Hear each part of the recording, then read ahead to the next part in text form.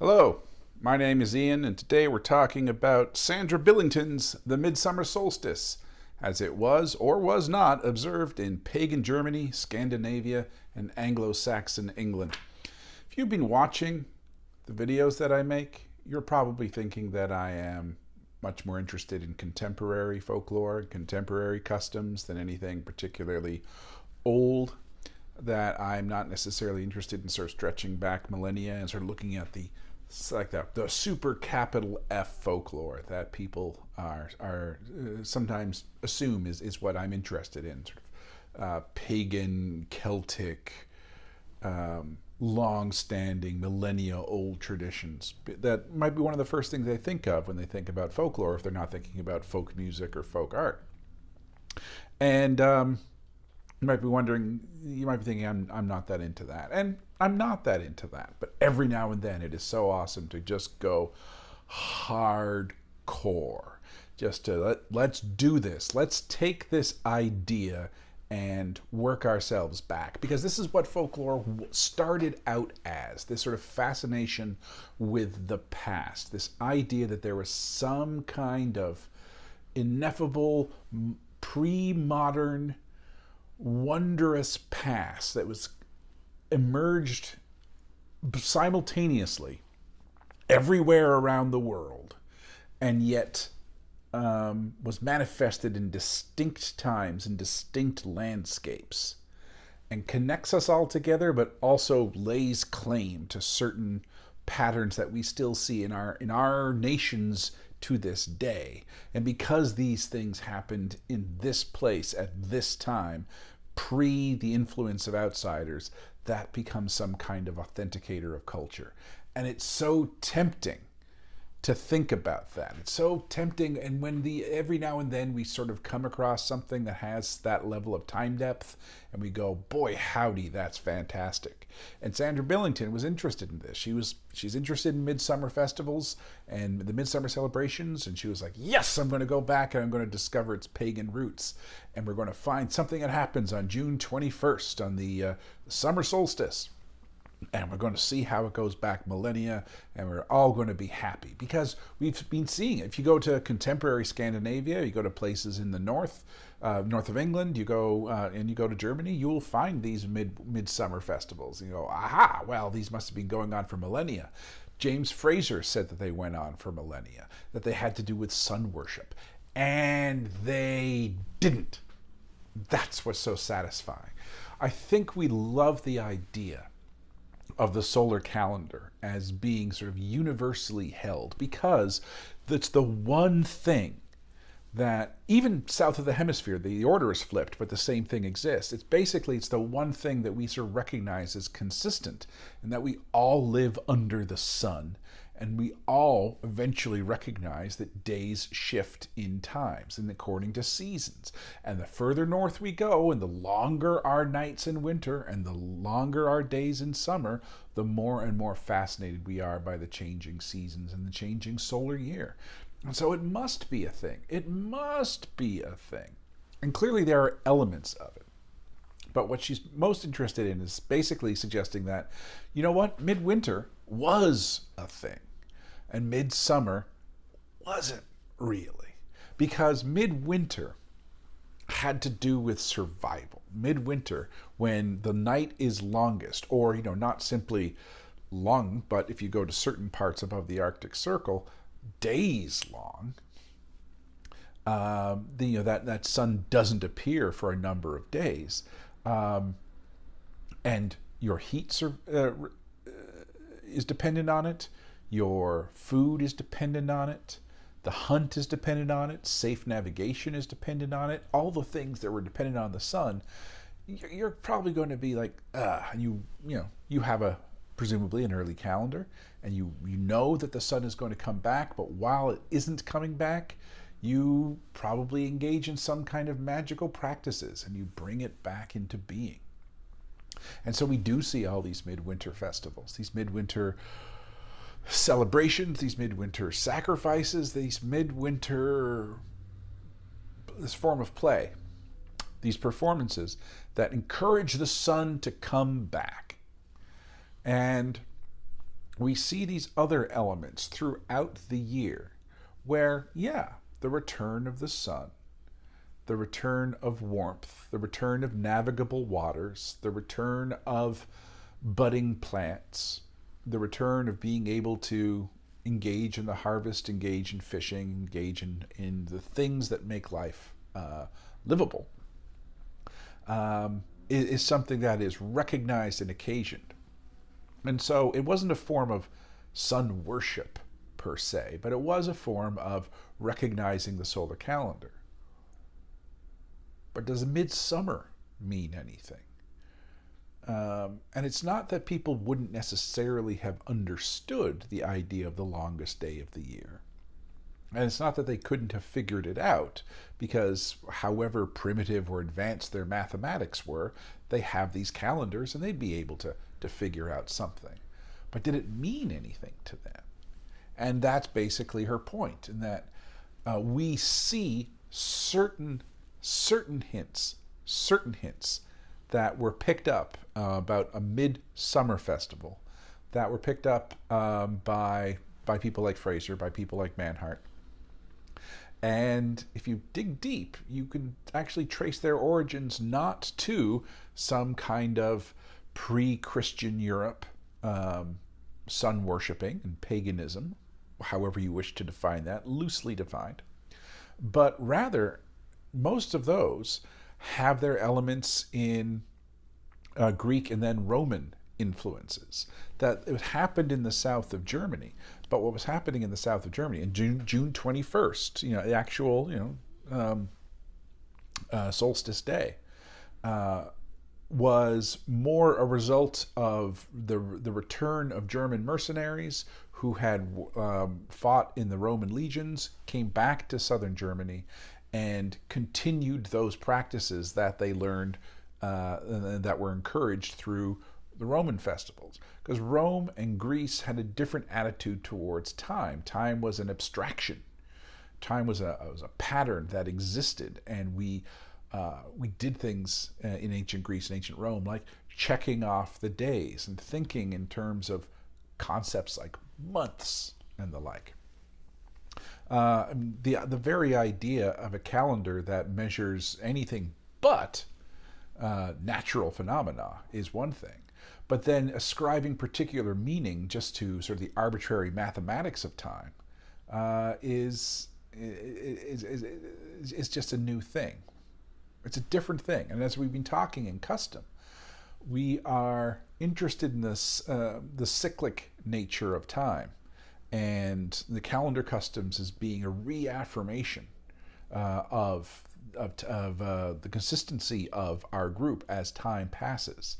And that, well, at the very least, we'll always have these moments to come back to.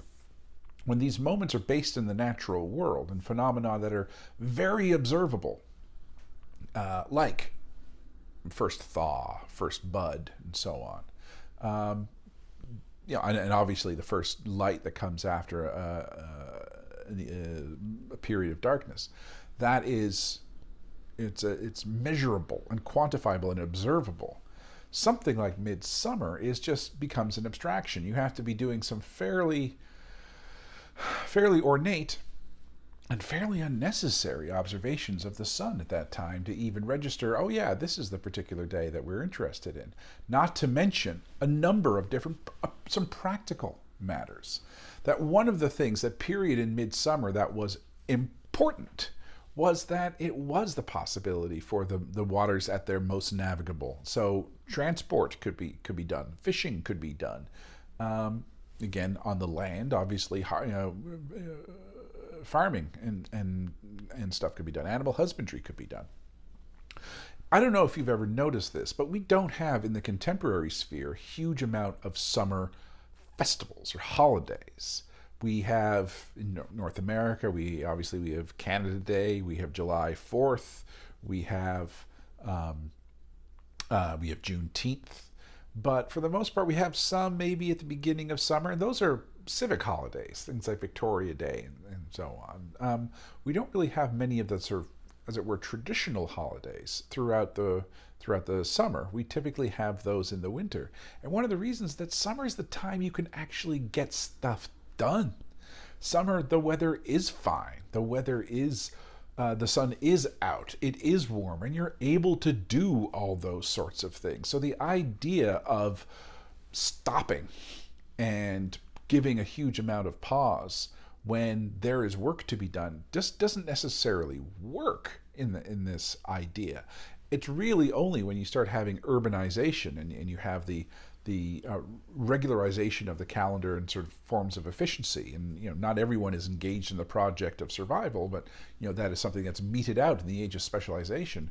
Do you start to have these things that happen in the summer on a regular occurrence? She points out to things like the meeting of the legislature in Iceland, and that happened about midsummer.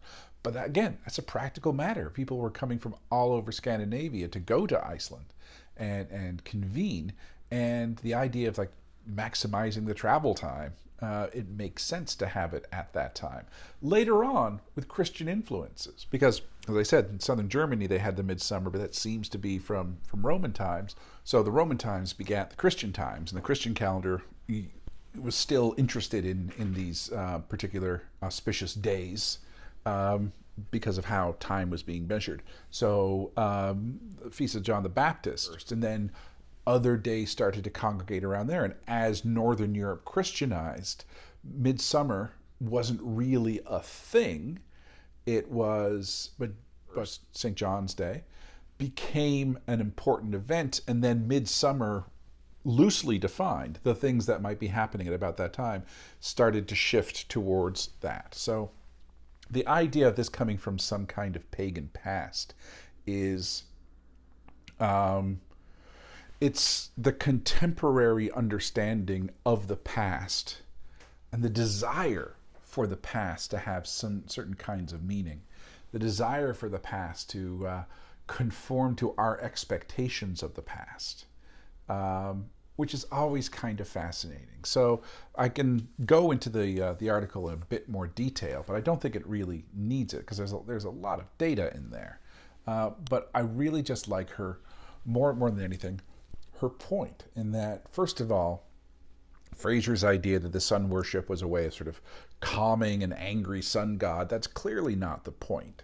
There's no indication of anxiety being one of the features of festival, that they were fun, that there was play, that there was satire, that there was parody going on. It was a delightful occasion, and delight and anxiety don't go well. They were not fraught exercises like the midwinter ones often were, where they're basically, it's like, oh, if we don't do this, and again, more a performance than an actual belief system, but if we don't do this, then it's a possibility the sun will never return. The sun was always welcome. The sun was always seen as friendly, and we're personifying the sun in a way when we're even talking about this. But fundamentally, people like Fraser, people like the early anthropologists, and even sort of contemporary pagans, they like this idea of a kind of inherent ethnomathematics in relation to the calendar, and it's just not there. Now, the fact that these things are not millennia old, but only as they take place in places like Sweden or Estonia, that they might only be a few centuries old, that doesn't make them any less meaningful. We don't have to have things stretch back millennia, and we don't have to have the imprint and the authority of something that exists in some primordial time before time for something to be found meaningful. But what's interesting is that what we have is these activities of long standing. The midsummer festivals have been going on for a few centuries that become reinterpreted as ancient. And they become reinterpreted as ancient not necessarily in a way that cancels out Christianity, but it brings back and reinforces the idea of the importance of the local and that pre-Christian element within a culture to begin with. So it's not that it is a rejection of the authorities and the worldview that is promulgated through Christian faith, but it is also making a statement, making a claim to an ancient connection. And so if you put it in the realm of nationalism, there's a kind of natural propensity to consider these days as sacred as they are. Sacred, don't want to confuse the term, but consider these days as national potent moments. It's a strange order I put those adjectives in, but auspicious times that were important to a people who have always been here. And it's like, yeah, that day wasn't that important, dude. That day was near other important days by a couple of weeks. And certainly they took advantage of the period in that general area. But they weren't counting down the days until summer solstice because they had other stuff to do. And when they were paying attention to things around that time, it was fun. It wasn't based in fear. It wasn't a solemn occasion. It was about, as so many of these customs are, it was about joy. It was about celebration. It wasn't about anxiety. It wasn't about despair. Those are for another day. Think about what you thought when you first heard the title of the article. And it's like, oh, of course, these things are generations, millennia old. And it's like, yeah, no, but they're not. And I love it when my ideas are uprooted. And it's not to be smarmy. It's not sort of a form of gotcha folklore. It's a way of demonstrating that these things are constantly evolving. They're constantly being adapted to the moment. They were adapted in 1000. They were adapted. Well, I guess they were adapted earlier. They were adapted by the Germans into southern Germany. They were adapted by the Roman calendar. Eventually, started working for the inhabitants of Scandinavia and for the Christianizers of Scandinavia, and people just went with it. People went with it because it was always seen as appropriate and apt and suitable and fine. And especially when we're talking about something that is joyous, it's like, sure, I'll move this over a couple of days. Don't make no difference to me. And it becomes important because it is a gathering. It becomes important because it is a celebration. It becomes important because it is joyous, not because it necessarily marks a particular position of the sun, the apogee of the heavens. So, yeah, I said apogee of the heavens. That was off the dome. I don't even know if that's correct, but it sounds good. One of you is going to tattoo it on your body before this video is over. Anyway, my friends, that is it. It's a short one today, and I've been talking about Sandra Billington's The Midsummer Solstice as it was or was not observed in pagan Germany, Scandinavia, and Anglo-Saxon England. As ever, my friends, I wish you nothing but the best. Be well, and I will talk to you later. Bye-bye.